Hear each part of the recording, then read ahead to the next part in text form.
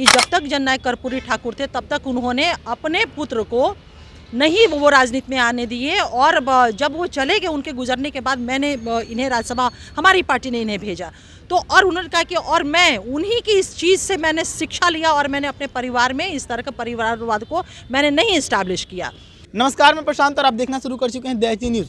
देखिए, अभी बिहार में किसी भी प्रकार के गतिविधि होती है राजनीतिक तौर पर तो सीधा यही खबर चलने लगता है कि शायद नीतीश जी की एनडीए में वापसी होने वाली है। अब ऐसे में आज नितिन नवीन ने, जो कि बीजेपी के नेता हैं, वो साफ तौर पे कहा है कि दरवाजे बंद नहीं हुए थे नीतीश जी के लिए, और जो वर्तमान गतिविधि है उस पर नज़र बनाए हुए हैं। अगर कुछ लीड मिलता है तो फिर आगे भी विचार किया जा सकता है। क्या लग रहा है, जो माहौल अभी बन रहा है, किसी प्रकार की डील चल रही है क्या बीजेपी के साथ? किसी तरह का कुछ भी नहीं है। माहौल क्या बना है? माहौल तो आप लोगों ने हाइप क्रिएट किया हुआ है।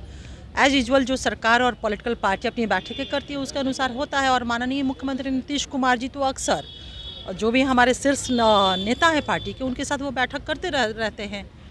जिस प्रकार से गतिविधियां लगातार हो रही है, पहले भाषण आता है नीतीश जी का, उसमें परिवारवाद को लेकर बोलते हैं, फिर उसके बाद लालू जी की पुत्री का जो है वो ट्वीट आ जाता है, फिर उसके बाद ही तो सारा बखेरा है। तो ऐसा लग रहा है कि इस पर कुछ होने वाला है। देखिए, दो बातें आपने कही। पहला जो कर्पूरी जयंती समारोह था, 100वीं जयंती मनी हमारे, और माननीय मुख्यमंत्री नीतीश कुमार जी ने जो वंशवाद पे प्रहार किया, तो हमारे देखिए हर पॉलिटिकल पार्टी की अपनी एक आइडियोलॉजी होती है और उस आइडियोलॉजी के हिसाब से वो काम करते हैं और बातों को रखा जाता है। तो हमारे आदरणीय नेता नीतीश कुमार जी ने ये बात कहा, बिल्कुल कहा, वंशवाद पे उन्होंने प्रहार किया और कहा कि जब तक जननायक कर्पूरी ठाकुर थे तब तक उन्होंने अपने पुत्र को नहीं वो राजनीति में आने दिए, और जब वो चले गए उनके गुजरने के बाद मैंने इन्हें राज्यसभा, हमारी पार्टी ने इन्हें भेजा। तो और उन्होंने कहा कि और मैं उन्हीं की इस चीज़ से मैंने शिक्षा लिया और मैंने अपने परिवार में इस तरह का परिवारवाद को मैंने नहीं इस्टेब्लिश किया। तो वो अपनी बातों को कह रहे थे, और हमारी पार्टी की आइडियोलॉजी भी है कि वंशवाद में हम लोग नहीं विश्वास करते हैं, और इसको हम लोग मानते हैं कि वंशवाद जो है कहीं ना कहीं मेरिट को रोकने का काम करते हैं। तो ऐसा नहीं था कि किसी एक व्यक्ति विशेष या पार्टी विशेष या किसी परिवार विशेष पे ये बातें थी।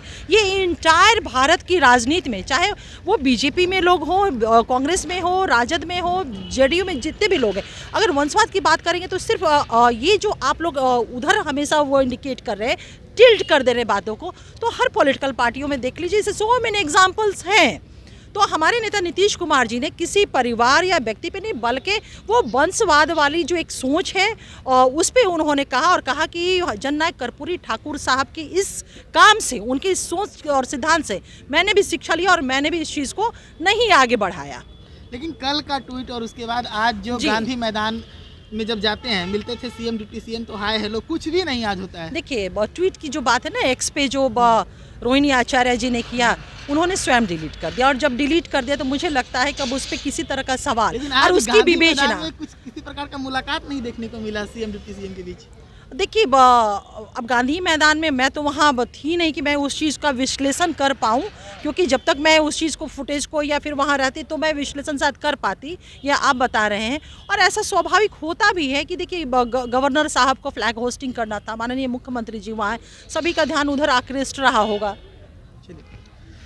तो हम बातचीत कर रहे थे वर्तमान राजनीतिक हालातों पर। क्या हुई हमारे बीच बातचीत, साफ तौर पर सुना आपने। ऐसे ही तमाम खबरों के लिए जुड़े रहिए दैनिक न्यूज़ के साथ। धन्यवाद।